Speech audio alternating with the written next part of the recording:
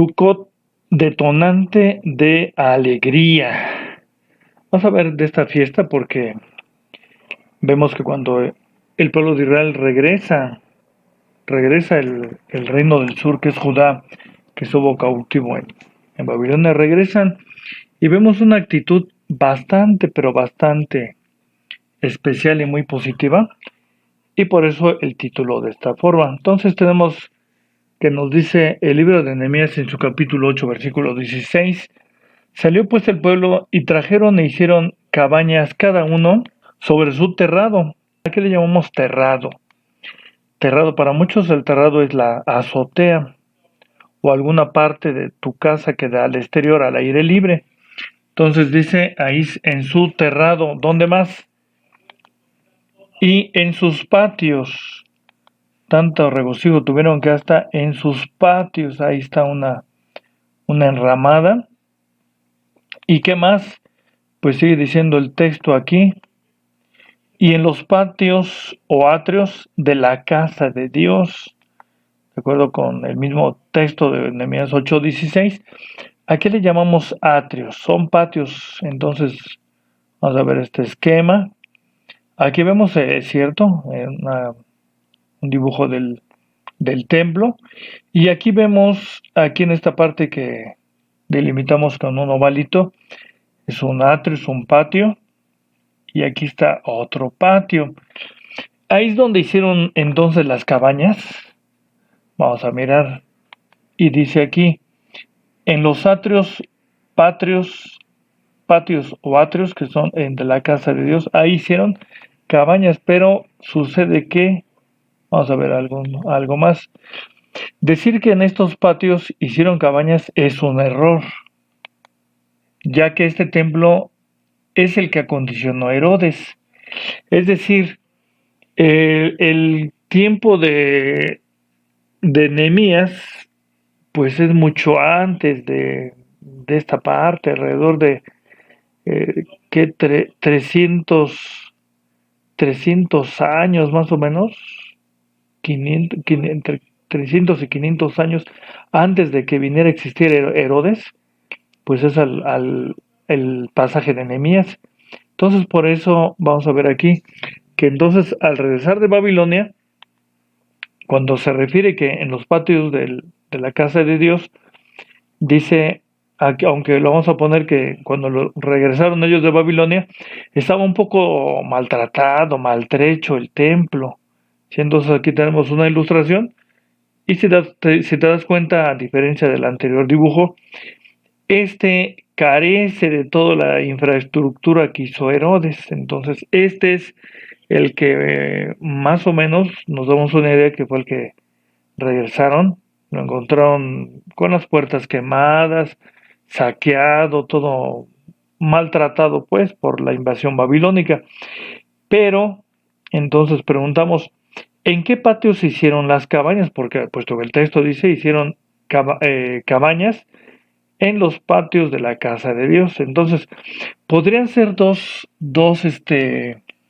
opciones. Opción A, los sacerdotes que sí podían entrar, porque acuérdate que al templo solamente entraban los sacerdotes. Entonces los sacerdotes que sí podían entrar hicieron cabañas en el atrio interior, sería una opción. Y la opción B, hicieron afuera perimetralmente las cabañas alrededor de la casa de Dios. Tal vez hicieron ahí sus enramadas, sus chocitas, para celebrar las cabañas exactamente. Entonces dice que también el mismo texto, porque es largo, y dice, y en la plaza de la puerta de las aguas. ¿Cuál es esa puerta? Vamos a mirarlo en este esquema que nos encontramos. Y ahí dice que puede ser dos puntos al que se refiere a las puertas de las aguas.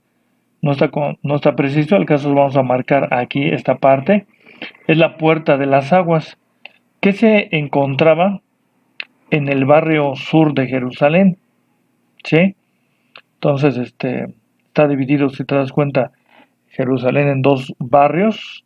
En la parte norte está el segundo barrio.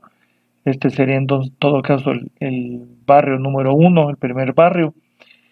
Y dice que también, y en la plaza de la puerta de Efraín, ¿dónde está? Ubícalo. Ahí está. Es una plaza pública.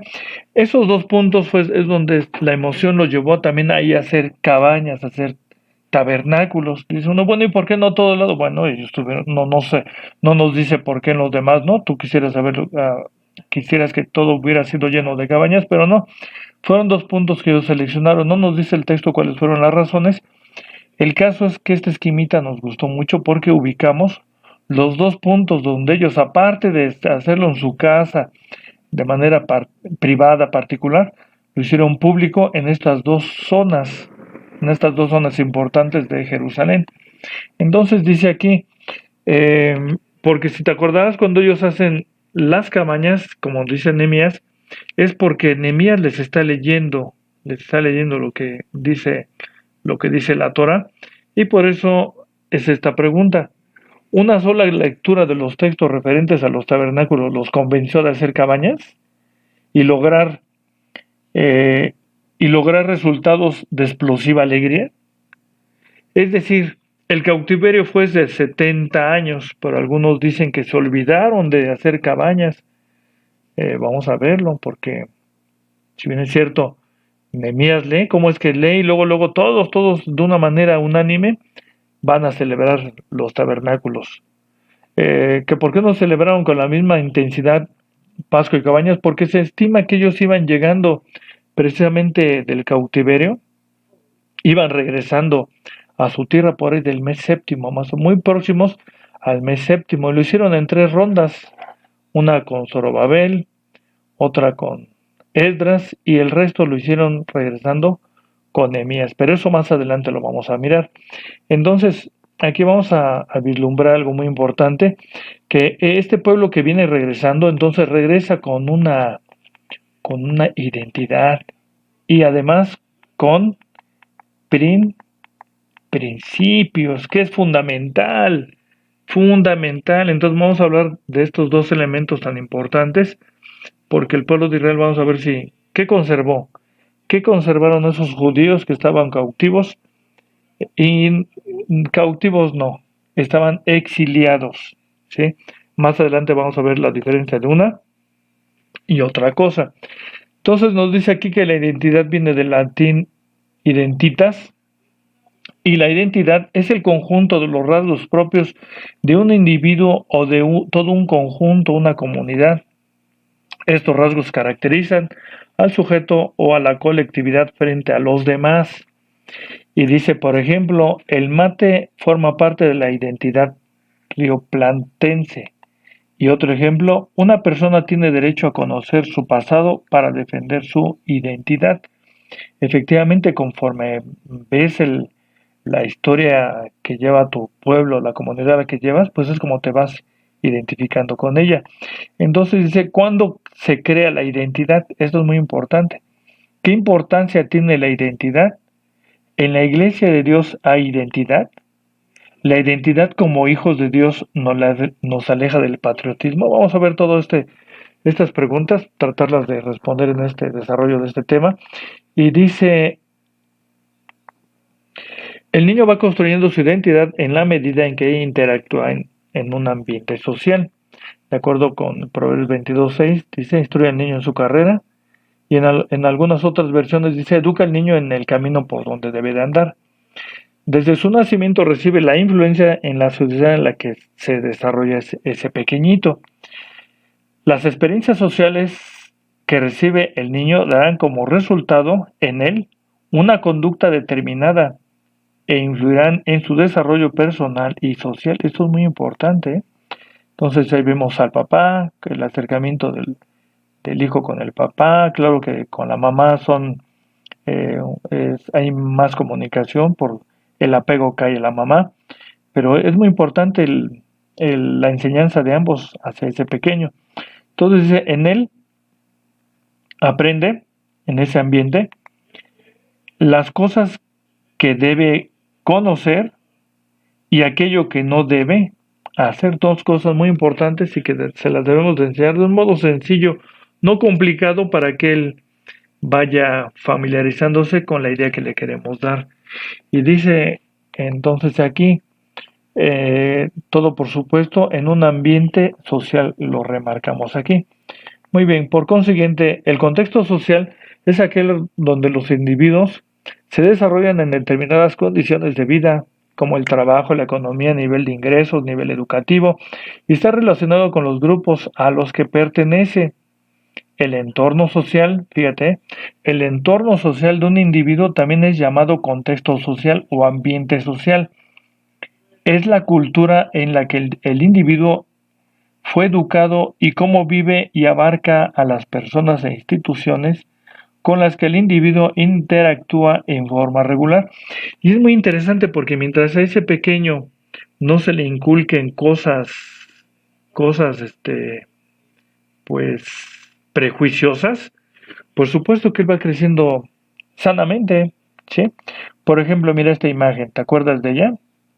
Ahí vemos aquí a cuatro niños, cuatro pequeños, en los cuales, si algo se nota, de acuerdo con las historietas de Memín, es que en ese ambiente no había discriminación social, racial. Ellos convivían como niños, ¿sí? Si te acordarás, unos carlangas, el del extremo izquierdo, luego está Memín, luego si no mal recuerdo es Ernesto, y luego mi tocayo que parece que era judío, puesto que usa kippah, ¿sí lo ves? Bien, entonces ellos no tienen prejuicios y por eso en la historia así convivían. Y creo que es lo más saludable también entre adultos, el que así se tenga un ambiente social. Entonces, esto por supuesto va a provocar en los hijos, en los niños, pues que crezcan y sean personas con más humanismo.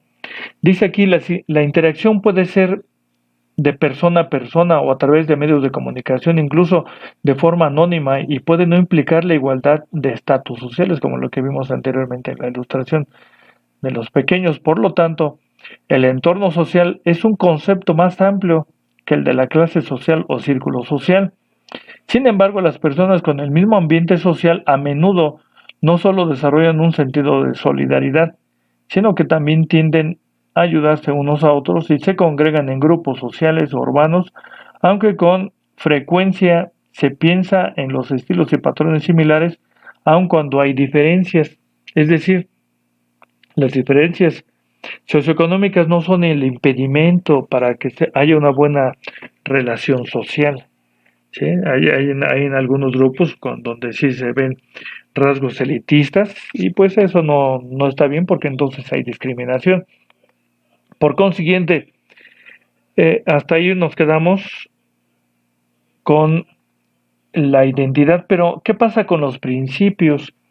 Entonces los principios son reglas o normas que orientan la acción de un ser humano cambiando las facultades espirituales racionales. Entonces los principios son reglas.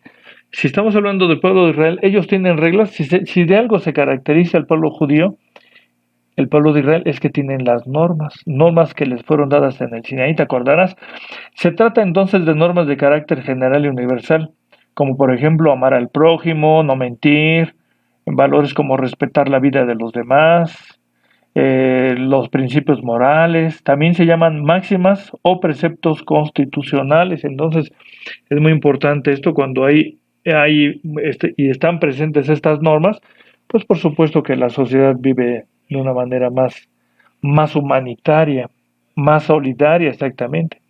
Entonces, dice aquí, los principios éticos son declaraciones propias del ser humano que apoyan su necesidad de desarrollo y felicidad. Los principios son universales y se los puede apreciar en la mayoría de las doctrinas y religiones a lo largo de la historia de la humanidad. Es lo que podemos hablar entonces de los principios éticos. Y entonces la cuestión es esta, la iglesia de Dios representa entonces y, y representa porque se asimila a un concepto que lo vamos a sustraer de Deuteronomio 12, 4 al 7, que te recomendamos que lo leas con mucho cuidado. Y ahí menciona que entonces ese grupo que se menciona como iglesia de Dios, dice, es un medio propicio de una sana convivencia. También es un lugar en el que no se presta a la discriminación, todos se saludan de manera fraterna, es lo que se ve y lo que se extraña, por ejemplo, en esta pandemia, exactamente. Es un medio para desarrollar la empatía y la pertenencia. Dice, es que yo soy de ahí, yo soy de ellos. También es un medio que impulsa el desarrollo de valores basados en el contexto de las Sagradas Escrituras. Y finalmente en esta lámina tenemos en donde la relación social se torna en un ambiente familiar, ¿sí? Todo ese ambiente que ves en esa sociedad, pues dicen, es que te extraño como si fueras mi hermano, como si fueras mi tío, mi tía, mi abuela, qué sé yo. Entonces, ¿por qué? Porque se desarrolla un buen ambiente. Entonces, dice aquí, tomemos en cuenta que la Iglesia de Dios, entre un 20 y un 30% de los congregantes son nacidos en la Iglesia. Y alrededor del 70, o sea, lo que sobra, 70-80% son convertidos. Es un fenómeno curioso de que solamente 20-30 permanecen ahí. El resto se va, pero todo el demás complemento son personas que se van convirtiendo, se van convenciendo. Es algo que tiene mucho de explicación, pero ya vendrá en otro tema. Significaría que el arraigo de las normas y mandamientos dependería entonces del convencimiento y determinación de cada persona. Y preguntamos, ¿qué ocurriría con aquel integrante que por cuestiones laborales se tiene que establecer en un lugar que le queda prácticamente inaccesible a una comunidad de la Iglesia de Dios? Estamos hablando de personas que se acaban de convertir. Tienen poquitos, 2, 3, 4, es más, 10, 20 años. Pero llega un momento donde tienen la oportunidad y se tienen que cambiar de domicilio, se tienen que cambiar de residencia, ¿sí? Y en el lugar donde van a estar no hay comunidad de la iglesia. Como por ejemplo, dirás que es exageración, pero imagínate que uno de ellos, de los integrantes, estudia limnología, que es el estudio de los cuerpos de agua, de los lagos, ríos y demás. No, sí, está un super sueldo, pero ahí vas a estudiar. Ahí, ahí solamente te mueves por lancha y tienes que estar ahí porque ese va a ser tu trabajo. Entonces, sí hay lugares muy alejados como estos, ¿sí?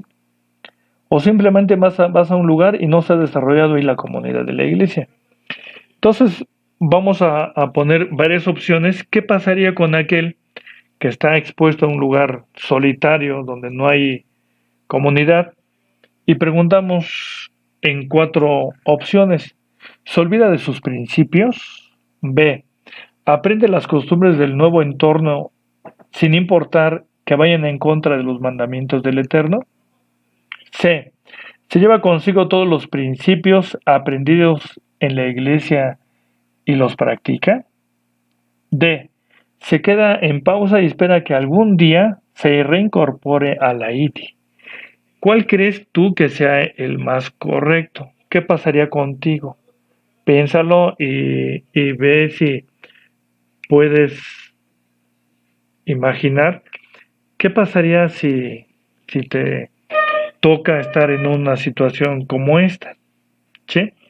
Por consiguiente, dice aquí, dice, tomando en cuenta lo anterior y sabiendo que los judíos son milenarios conocedores del Eterno, ¿sí? Porque estamos hablando no de que se acaban de convertir, que tienen 20, 30 años, no, ellos son de nacimiento y tienen abuelos, tatarabuelos y todas sus generaciones han sido del pueblo. Entonces vienen las siguientes preguntas, puesto que ellos se los llevaron a Babilonia. Entonces, ¿y cuánto tiempo se los llevaron? 70 años. Y dice aquí la opción A, se olvidaron de los preceptos del Eterno al vivir los judíos en Babilonia por 70 años. Opción B, adoptaron las costumbres babilónicas. C, aún en Babilonia guardaban los mandamientos y celebraron fiestas. ¿Cuál crees que sea la más acertada para ti? Bien, vamos a ver qué pasó. ¿Hay evidencias de que adoptaron elementos de Babilonia? 1. El cuarto mes del calendario hebreo tiene el nombre de una deidad de Babilonia, que es Tamuz. Entonces, como que trajeron algo, como que se se contaminaron prácticamente. 2. La última letra del alfabeto, que corresponde a la número 22, es llamada Tap. También ya se la trajeron, ¿correcto? 3. En Babilonia celebraban el Año Nuevo en otoño. Qué curioso, ¿no? Entonces, piénsale bien qué pasó con ellos, qué pasaría, porque ellos, pues, venían de allá. Pero, ¿qué crees? Vamos a ver que sí, efectivamente, la sociedad babilónica fue una civilización muy importante, fue una potencia, y ellos estuvieron ahí. Aquí vemos una ilustración que muy bien te podría parecer familiar, puesto que vemos a tres jovencitos, uno que rechaza ese platillo que le están ofreciendo. ¿A quién se referirá? ¿A quién crees que representa esta ilustración? Pues vamos a mirarla. Entonces dice aquí, efectivamente es Daniel, y sus amigos eran adolescentes, tenían muy presentes sus principios, identificándose en todo momento como parte de ese pueblo especial. ¿Sí? Veas Éxodo 19, 5 y 6, donde dice, serás mi especial tesoro. Por eso le pidió Daniel a Aspenaz que no los obligara a pecar, ni a él ni a sus amigos, comiendo esos alimentos. Véase Daniel 1.8, lo vimos en esta traducción del lenguaje actualizado, por el nombre de Aspenaz. Entonces vemos a Daniel, que es un adolescente, va creciendo, y llega el momento donde se le revela a Dios para ser un gran profeta. Y es muy interesante porque este hombre tan particular dice aquí, nunca se ha olvidado su origen, pues aun cuando oraba, lo hacía mirando hacia Jerusalén. Muchos dicen, es que miraba hacia el oriente. No, un momento, ubícate bien. Daniel 6:10 es lo que lo menciona. Y por eso pusimos aquí este mapita. ¿Ubicas dónde está Babilonia? ¿Dónde está Jerusalén? Entonces vamos a darle un acercamiento, un zoom. ¿Ya lo ves bien? Más. Correcto. Aquí está Babilonia y aquí está Jerusalén. Si Daniel estaba en Babilonia, no oraba hacia el oriente. ¿Sí? Incluso hay un himno en Israel que dice mirando hacia el oriente, el atisba exactamente. Pero ¿qué crees? Vamos a ayudarnos poniendo aquí una rosa de los vientos que nos indica los puntos cardinales. ¿Y qué crees? Si ellos están en Babilonia y mirando hacia Jerusalén, entonces dice aquí, Daniel oraba hacia el suroeste. Entonces, muy importantemente te decimos esto porque hay muchos que siempre dicen, es que yo miro como Daniel hacia el oriente. Pues estás equivocado. Bien, entonces vamos a ver otra parte de los principios y identidad que tienen ellos. Dice, lo mismo ocurrió con el profeta Ezequiel. ¿Sí? Llevaba 5 años de haber sido deportado a Babilonia y empieza a escribir, siempre con esa ideología y principios de su pueblo que tanto amó. Entonces vamos a ver más de esto, mucho más de esto, en el siguiente tema.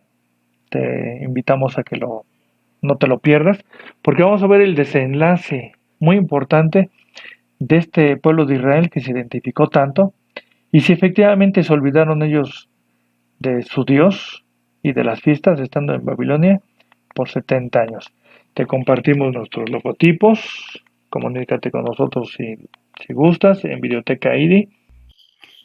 Suscríbete a nuestro canal. Si te gustó este video, danos tu pulgar arriba y compártelo. Recuerda que puedes dejarnos tus dudas y sugerencias aquí abajo en los comentarios. Activa la campanita para recibir notificaciones de cada vez que subamos un nuevo video.